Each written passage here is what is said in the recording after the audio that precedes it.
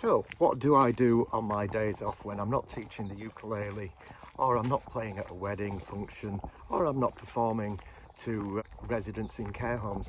Well, I come down to Paul McCartney's Hog Hill Mill studio.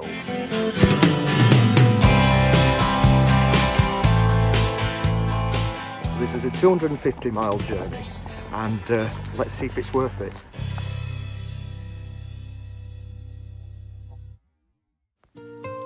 Hog Hill Mill is a restored post mill located in Icklesham, Sussex, England. Originally built in Pett, 1781, it was relocated to Icklesham in 1790.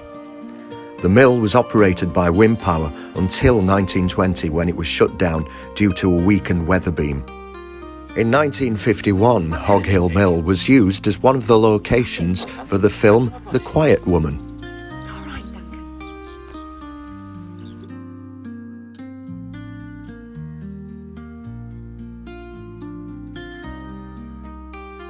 Today, the mill houses the recording studios of Sir Paul McCartney. Paul McCartney purchased Hog Hill in 1981, transforming it into a private recording facility.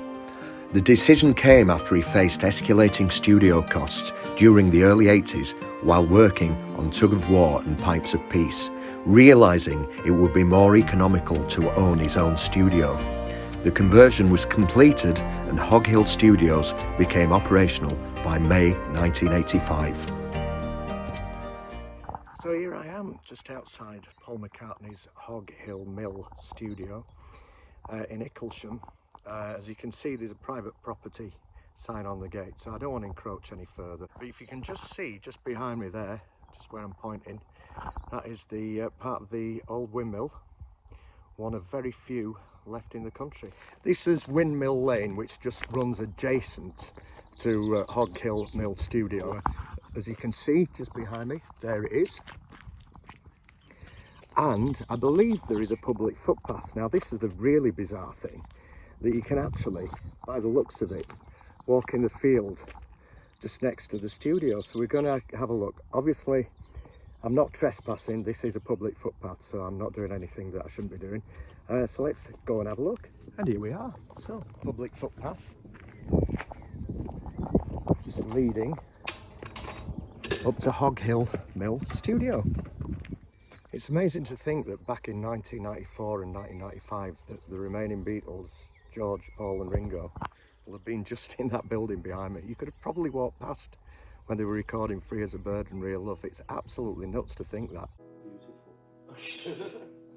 Well, I vote for the East Suspended. What do you think?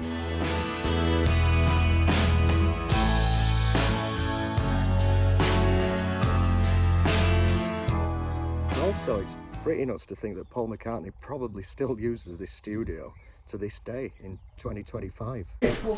Welcome to the studio. There's also other examples of Paul using this studio, particularly if you check out the Flaming Pie footage from 1997.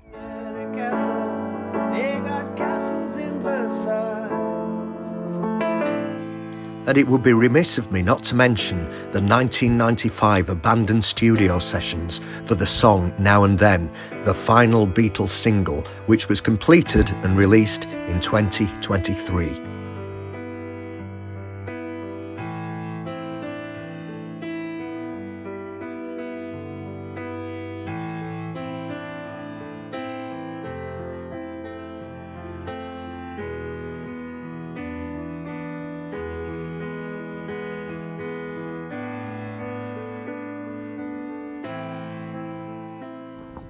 So if you want to check out any other footage, including Hog Hill Mill Studio, some great footage from, I think it was about 2010, when Paul McCartney recorded with none other than Klaus Voormann, who obviously he met in Hamburg back in the early 60s. So there's some really lovely footage of them both recording in the studio here together. So I hope you've enjoyed my little video on my 250-mile trip all the way from West Yorkshire to the beautiful countryside of Rye in East Sussex. But as I mentioned at the beginning of the video, was it worth it? You betcha it was. Well, it's Paul McCartney's studio. That being said, let's give Paul the last word.